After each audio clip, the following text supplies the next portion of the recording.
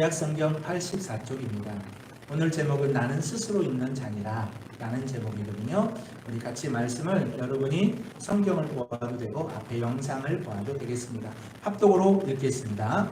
모세가 하나님께 아뢰되 내가 이스라엘 자손에게 가서 이르기를 너희의 조상의 하나님이 나를 너희에게 보내셨다 하면 그들이 내게 묻기를 그의 이름이 무엇이냐 하리니 내가 무엇이라고 그들에게 말하리까. 하나님이 모세에게 이르시되 나는 스스로 있는 자니라. 또 이르시되 너는 이스라엘 자손에게 이같이 되기를 스스로 있는 자가 나를 너희에게 보내셨다 하라.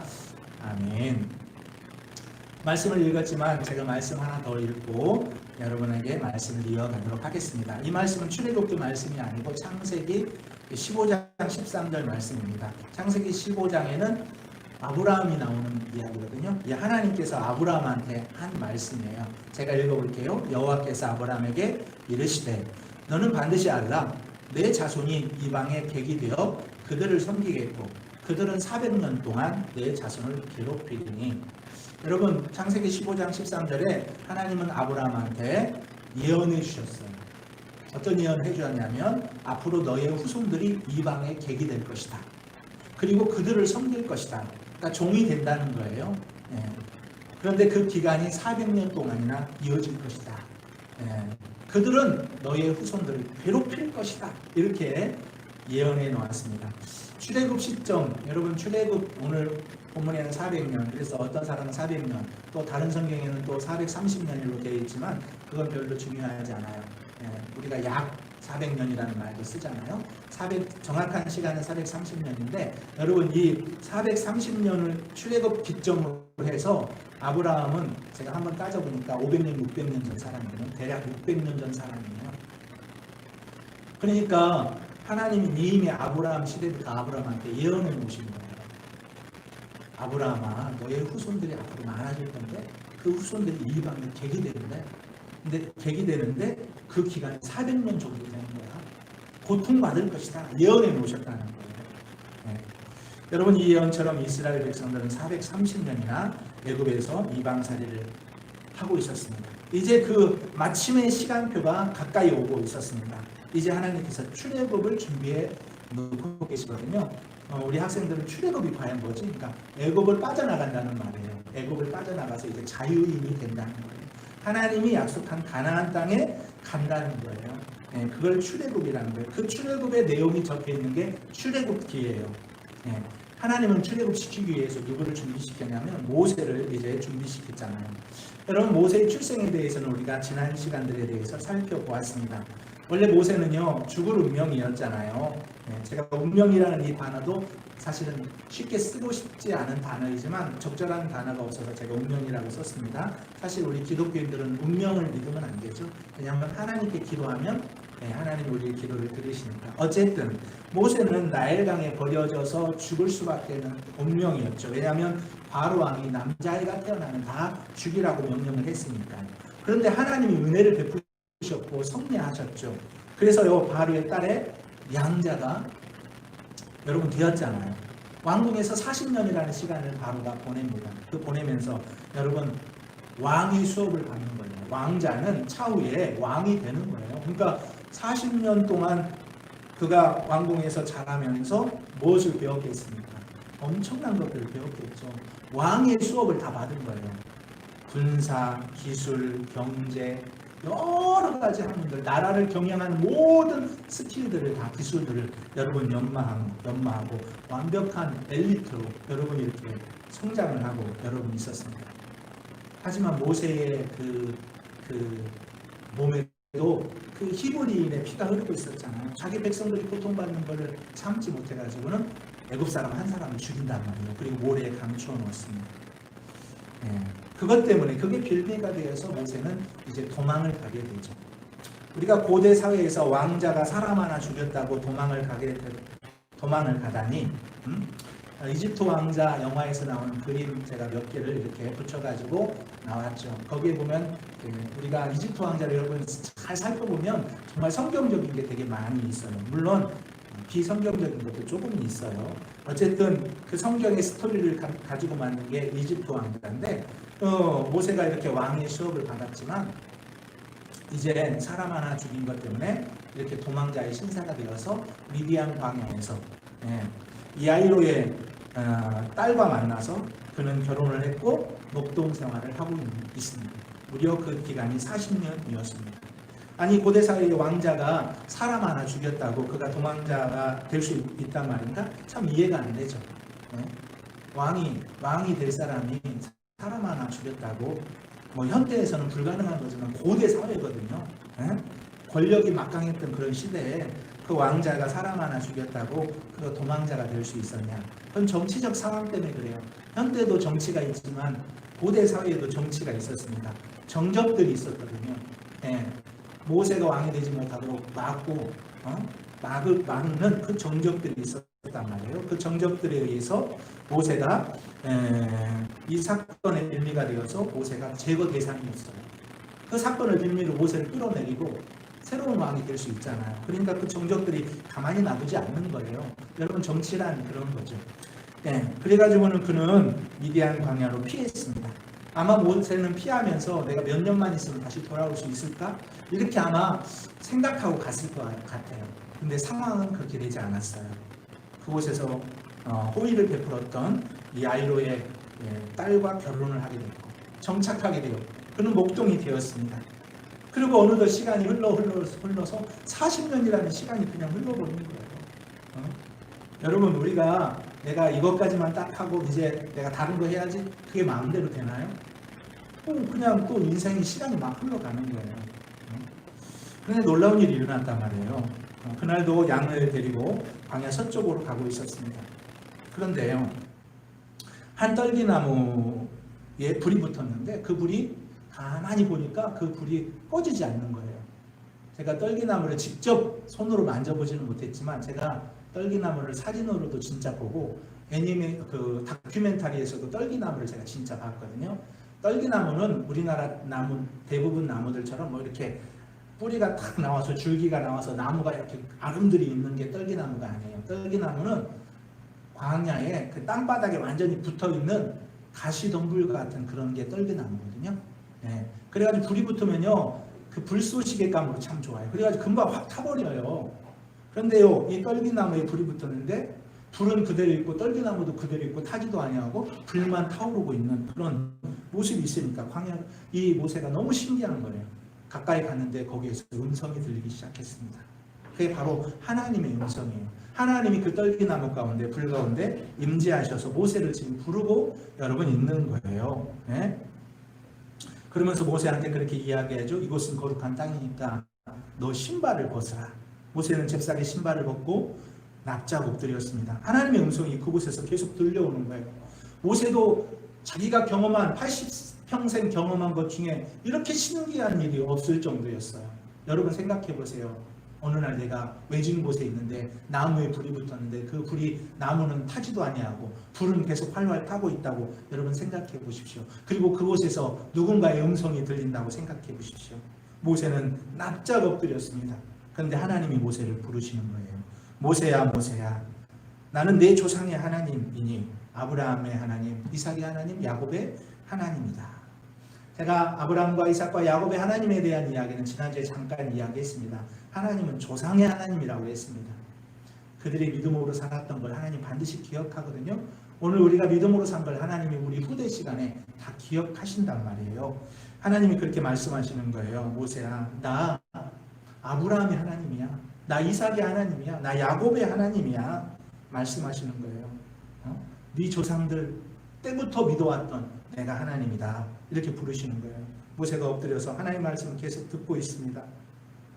하나님 말씀하세요. 학대받고 있는 이스라엘 백성들을 가서 너가 구원해 줘야 되겠다. 네가 인도자가 돼야 되겠다는 거예요. 그리고 가나안 땅으로 그들을 들여야 되겠다는 거예요. 내가 너를 사용하겠다는 거예요. 그때 모세가 이런 말을 해요. 오늘 본문에도 오늘 본문 우리가 13절 14절 그 전에 보면 나와요. 제가 누구이기에 바로에게 가며 이스라엘 자손을 제가 인도해 내릴까. 이렇게 하나님 앞에 저 못해요. 저 하찮은 존재예요. 이렇게 말하거든요. 제가 누구이기에 저 목동에 불과해요. 이렇게 하나님께 이렇게 말한단 말이에요. 그때 하나님이 이렇게 말씀하세요. 내가 너와 함께 하겠다고 말씀하십니다.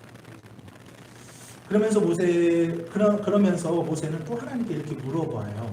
그게 오늘 핵심이었던 13절 말씀이거든요. 여러분들 성경을 펴서 한번 읽어보세요. 제가 읽을게요.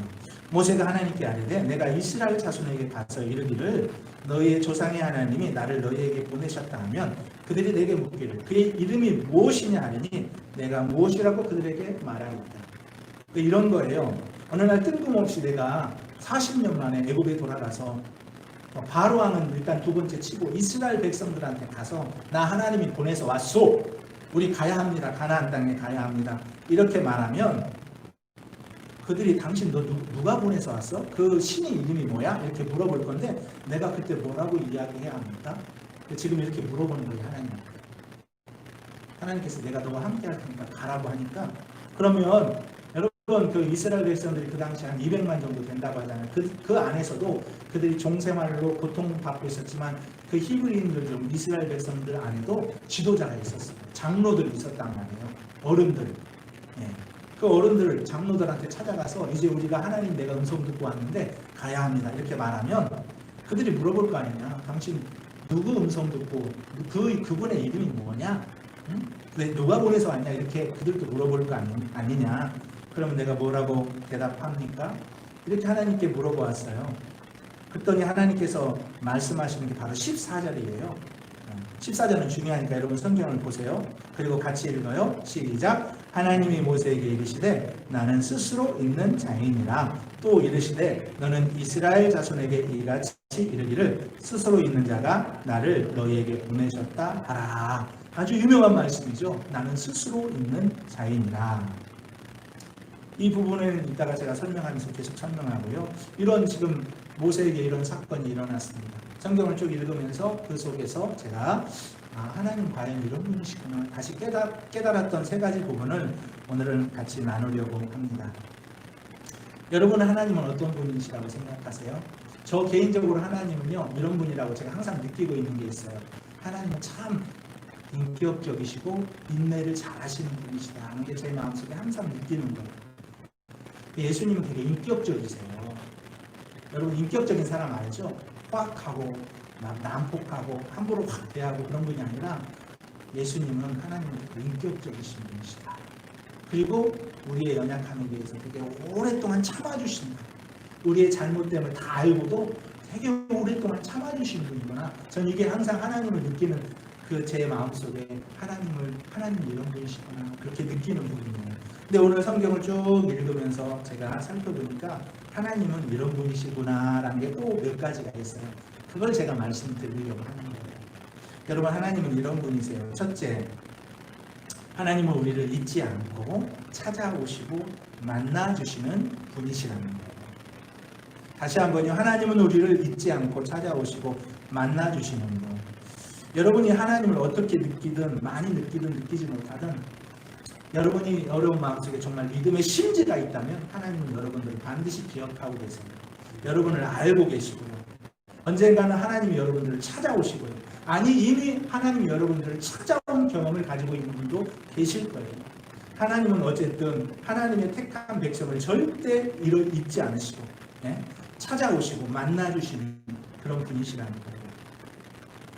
모세의 나이가 80이 되었습니다. 40년은 바로의 궁에서 왕 훈련 받으면서 자랐고 40년은 또 광야에서 미디안 광야에서 이제 한 가정을 이루면서 목동으로의 삶을 살았습니다. 그의 출생의 사건을 보면 나일강에 버려질 인생이었는데 하나님의 섭리로 그가 살 뿐만 아니라 왕자의 자리까지 올라갔잖아요. 거기까지는 너무 좋은데 그런데 이제 40년은 또 도망자의 신세가 되어서 모래바람 맞으면서 목동 생활하고 있는 거예요. 여러분 40년이라는 시간이 짧으면 되게 짧은 시간이지만 여러분 길면 얼마나 긴 시간이에요. 여러분 한 살에 태어나서 40살 되는 그 기간이 얼마나 여러분 긴 기간이에요. 40년. 목사님이 군대 갔는데 군대 갔다 온 분들은 다 알겠지만 시간이 너무 안 가더라고요. 빨리 제대를 해야 되는데 왜 이렇게 군대의 시간은 길까? 네? 여러분요, 몇 년 군대 갔다 오는 것도요, 그 사람 마음속에 왜 이렇게 시간이 필요한데 40년이야. 그 40년을, 여러분 40년을 이렇게 하얀 두건 뒤집어 쓰고 내리치는 광야에 그 햇빛을 피하면서 지팡이 하나 들고 양들을 이끌고 이리저리 풀을 찾아다니면서 40년을 보냈다고 생각해 보세요. 하나님은 모세를 잊은 걸까요? 하나님은 모세를 버린 걸까요? 그런데 그게 아니라는 거예요. 하나님은 모세를 잊지 않으셨어요. 시간이 아무리 지나도 말이에요. 그럼 40년이라는 광야에서 그 모세의 시간은 그 뭡니까? 목동의 시간이 뭡니까? 이거는요, 하나님의 훈련의 시간이었어요. 여러분, 하나님은 사역자들한테 무엇도 훈련시키는 줄 아세요? 고독함도 훈련시키는 줄 아세요? 하나님은 하나님이 쓰시는 사람들한테는 여러 가지 훈련을 다 시키세요. 외로움도 훈련시키시고 고독도 훈련시키시고 오랜 시간을 참는 훈련도 시키시고, 네, 정말로 하나님은 그 인내를 우리에게 훈련시키는데요. 이 40년은 모세를 하나님께서 훈련시키는 과정이었어요. 모세 자신도 어떻게 보면 그 정체성마저 잃어버렸고, 그 40년이라는 시간 속에서 나에게는 별로 의미 없는 시간이라고 생각했지만 하나님은 그 시간을 기다린 거예요. 모세를 사용하시기 위해서 하나님께는 그 시간이 의미 있는 시간이었어요. 모세를 인내시키시고 훈련시키는 그런 시간이었습니다. 출애굽을 준비시키는 그런 시간이었단 말이에요. 모세는 40년을 광야 이곳저곳을 돌아다니면서 양을 쳤지만 그는 그곳에서 날씨를 배웠을 거예요. 환경을 배웠을 거예요. 지리를 배웠을 거예요. 광야의 길이 어떻게 났는지를 배웠을 거예요. 왜냐하면 하나님은 이스라엘 백성들을 광야로 인도해야 하기 때문입니다. 광야의 물이 어디에 있는지, 생존의 방법이 무엇인지 하나님은 그곳에서 40년 동안 모세를 계속 훈련시키시는 거예요. 여러분, 우리도요, 때로 광야 같은 시간을 보낼 때가 있습니다. 내겐 너무 무의미해 보이는 시간이지만 호송세월 같지만 흘려보내야 되는 그런 시간들, 괴로움이 눈물이 되고 아픔이 칼이 되어서 내 마음을 찌르는 고통의 시간들, 습관적이고 반복적이지만 너무 고독한 그런 시간들, 하나님은 없어 보이고 은혜는 말라버리는 것 같은 그런 긴 시간들, 네, 우리도 광야를 때로는 보낼 때가 있습니다. 그러나 여러분, 그 무의미해 보이는 그 시간조차도 하나님은 우리를 훈련시키는 시간이라는 거예요. 어떤 이에게는 그 광야가 이미 지나갔을 수도 있지만 어떤 이에게는 광야가 아직 오지 않은 사람들이 있고 어떤 이에게는 광야가 지금이 광야일 때도 있어요.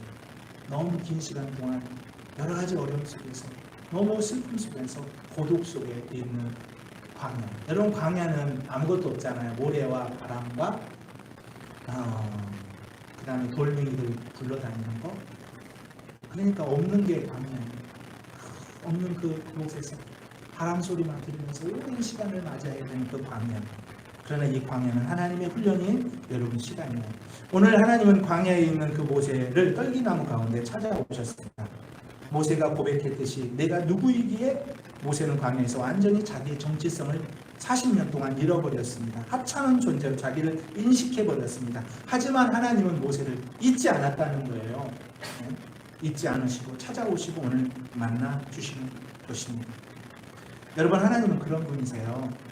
지금 여러분이 어떤 것을 느끼고 외롭고 고독하고 빈곤에 있고 건강을 잃어버리고 내 신앙의 정체성마저 흔들려버린 그런 순간일지라도 하나님은 선택한 하나님의 자녀를 절대 잊지 않으시고 언젠가는 또 찾아오시고 만나주시고 필요하면 사명도 주시는 거죠.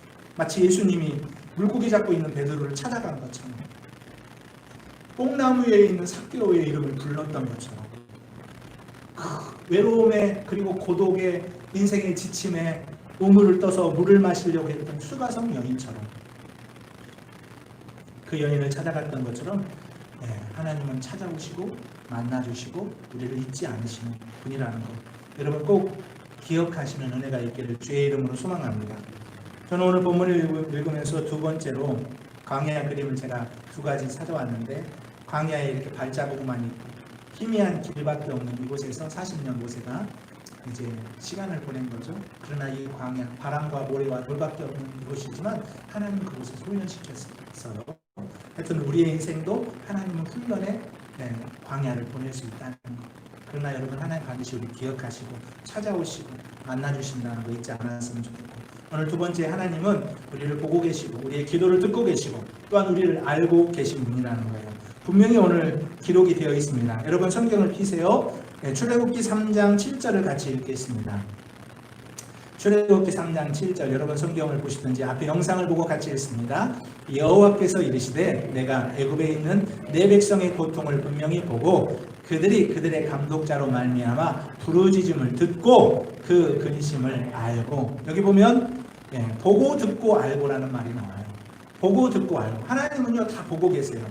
하나님은 다 듣고 계세요. 우리의 신음조차도 기도조차도 다 듣고 계세요. 그리고 우리의 모든 마음의 근심을 다 알고 계세요. 하나님은 내가 하나님을 볼 수 없으니까 하나님은 나를 못 볼 거야. 하나님은 내가 이렇게 고통스러운 거 모르실 거야. 아니요, 하나님은 다 감찰하고 계세요. 보고 계시고 듣고 계시고 또 다 알고 계세요. 여러분요, 이런 측면에서 보면 하나님은 우리의 죄도 다 알고 계세요. 우리의 죄가 사실 숨길 게 하나도 없어요. 하나님 앞에. 우리의 죄 지은 것이 사실 다른 사람한테는 눈가림 할 수 있지만 하나님한테는 하나도 눈가림 할 수 없어요. 여러분 회개기도 할 때는 여러분 마음속에 있는 거 다 끄집어서 하나님 이미 다 알고 있으니까 고백하세요. 우리가요 이 어려운 시대에 믿음으로 사는 것도 알고 있어요. 여러분도 하나님은 다 알고 계세요. 내 경제 상황도 알고 있고, 내가 어디 아픈 것도 지금 알고 있고, 지금 내 머릿속에 생각하는 거, 내가 뭔가 때문에 염려하고 근심하는 거, 그런 거 다 알고 계세요. 그럼 왜 하나님은 죄도 알고 우리가 믿음으로 사는 것도 알고 있는데 왜 하나님 그때마다 죄에 대해서는 징계하시고 믿음에 대해서는 칭찬하시고 축복하시고 왜 이렇게 안 하실까요? 지난주에도 제가 언급했지만 하나님에게는 하나님의 때가 있거든요. 하나님에게는 하나님의 시간표가 여러분 있어요. 그 하나님의 시간표에다가 내 계획표를 딱 붙여가지고 이렇게 이루어주세요는 여러분 찍 아니라는 거예요. 하나님은 하나님의 시간표대로 일하시고 그 하나님의 시간표에 내 시간표를 맞추는 게 우리에게는 더 좋을 거예요. 여러분 심판의 때가, 여러분 심판도요 때가 있어요. 우리가 아무리 죄를 지어도요 하나님의 때가 돼야 심판이 있어요. 축복도 하나님의 때가 있고요. 여러분 출애굽한 이스라엘 백성들 야곱의 가족 70명이 내려가서 몇 년 만에 출애굽하냐면 30년 만에 출애굽 시작하거든요. 하나님이 이미 예언한 대로 하나님의 계획표에는 400년이 기점이에요. 그러니까 여러분 하나님에게는 다 시간표가 있고 때가 있습니다. 노아의 방주 뚝딱뚝딱 만들어서 한 2년 만에 만들어가지고 하나님께서 막 징계를 내리지 않았어요. 엄청난 긴 시간 동안 그럼 만들잖아요. 하나님이 기다리시는 거예요. 하나님의 시간표가 여러분 있습니다. 재림도 심판도 축복도 은혜도 여러분 다 하나님의 시간표와 여러분 때가 여러분 있습니다. 분명한 것은 하나님이 보고 계시다는 거예요. 하나님은 다 듣고 계시다는 거예요. 하나님은 다 알고 계시다는 거예요. 여러분 이런 코로나의 어려운 시대에 여러분이 믿음으로 살아가는 것도 하나님은 다 알고 계세요. 그거에 대해서 하나님은 다 보고 듣고 알고 계시기 때문에 또 그때가 되면 그에 대한 상급과 그에 대한 은혜도 여러분 주실 줄로 믿습니다. 여러분 첫 번째 하나님은 어떤 하나님에 대해서 배웠어요? 잊지 않으시고 찾아오시고 만나주시는 하나님이라면 두 번째 하나님은 우리를 보고 계시고 듣고 계시고 알고 계신 분이라는 거죠. 세 번째는요, 하나님은 스스로 계신 분이시다. 사실 이 부분을 조금 더 이렇게 더 말씀을 드리려고 했던 부분입니다. 세 번째, 하나님은 스스로 계신 분이시다. 제가 사진 하나 보여드릴 테니까 여러분 한번 집에서 이 꽃의 이 나무의 이름을 맞춰보세요. 혹시 이 나무가 떨기나무인가요? 그건 아니고요. 이 나무도 우리 주변에서 많이 볼 수 있는 나무인데 잘 보일지는 모르겠습니다. 이 나무의 이름은 쥐똥나무라는 나무입니다. 쥐똥나무.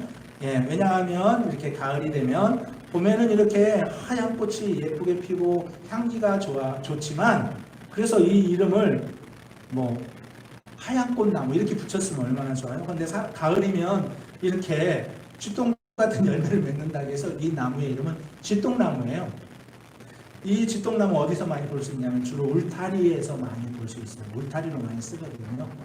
그래가지고 이 쥐똥나무를 이렇게 쭉 심어가지고 쫙 이렇게 가위로 쫙 자르면 울타리 같은 그런 역할을 많이 하는 게 쥐똥나무인데, 그래서 울타리에 검게 막 붙어있는 거 가을에 보면 있어요. 이게 쥐똥나무예요.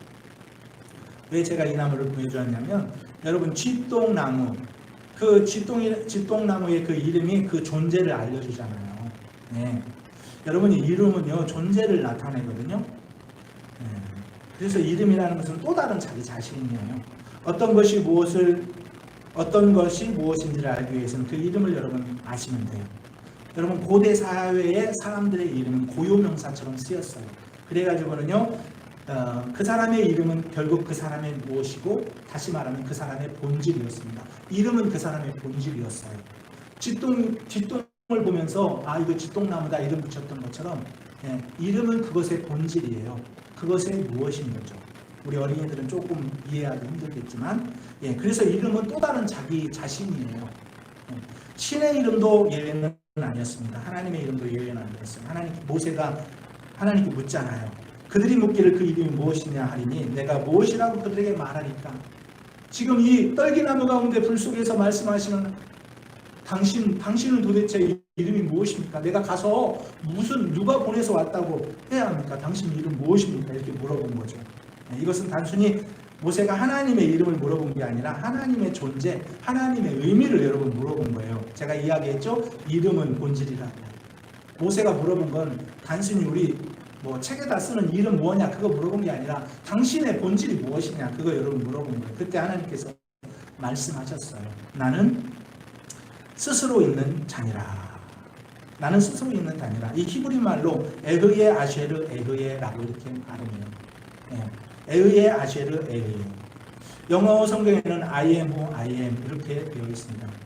그러니까 해석하면 그거예요. 오늘 우리말 성경에는 나는 스스로 있는 자니다 이렇게 되어 있지만, 영어 성경에서는 그냥 나는 나다 이거 이렇게 표현되어 있고, 히브리 말도 마찬가지예요. 에헤으 아쉐르 에헤으는 나는 나이다. 나는 그냥 존재이다 이 뜻이에요. 우리말로 이제 바꾸다 보니까 나는 스스로 있는 자니다 이렇게 바꾼 거지.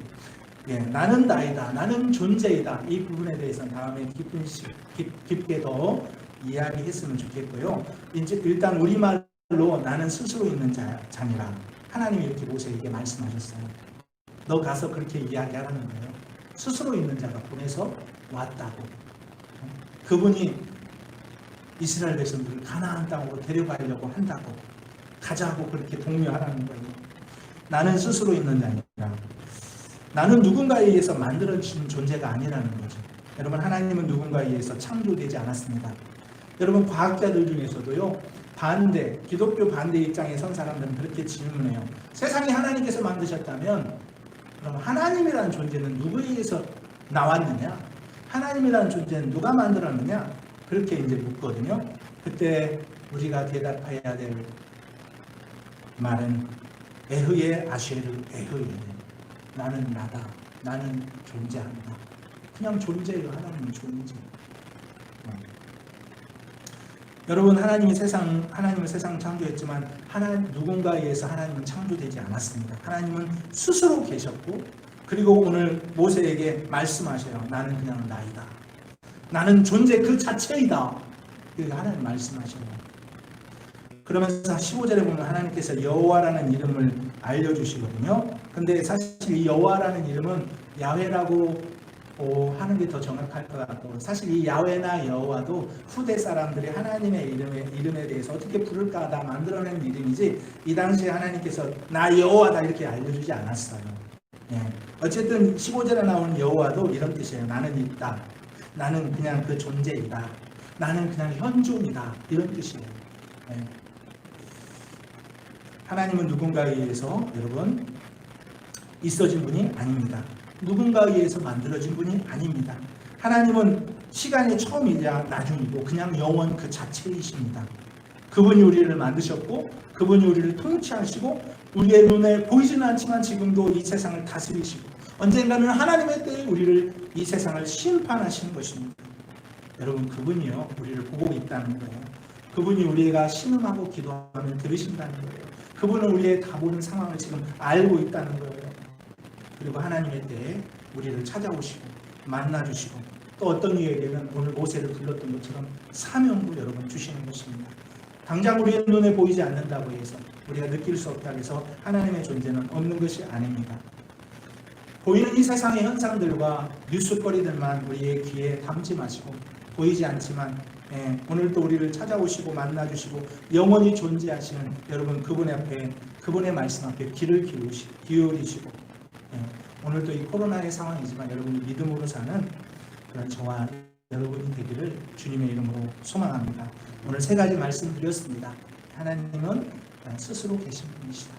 그 존재하시는 그 분, 이 세상을 통치하시는 영원한 그분이 우리를 다 보고 있고 우리를 듣고 있고 알고 계시고 언젠가는 우리를 찾아오시고 만나시고 위로하시는 하나님이라는 사실을 오늘 우리 같이 찬양하고 마지막 기도는 찬양 이후에 같이 하도록 하겠습니다. 오래전에 우리가 한번 불렀던 찬양인데 주의 은혜라는 찬양입니다. 우리 같이 이 찬양 부르고 하나님을 마음속으로 다시 느끼면서 마지막으로 제가 기도할게요. 내가 지금까지 지내온 것은 주의 은혜라.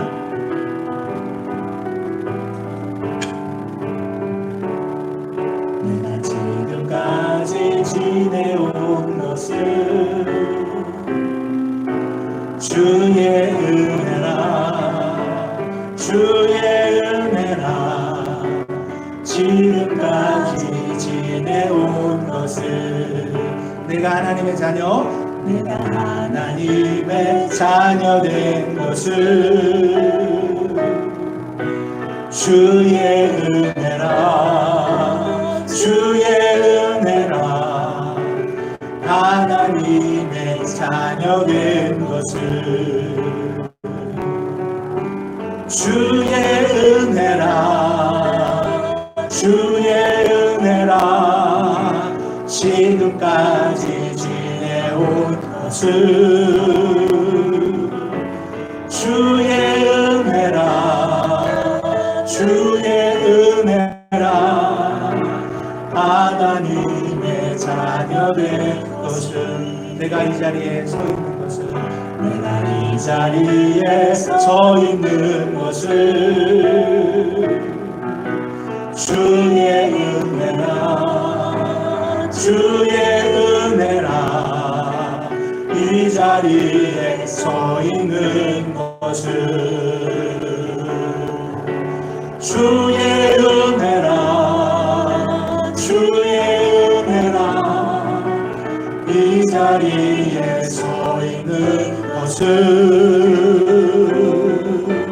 주의 은혜라. 주의 은혜라. 이 자리에 서 있는 것을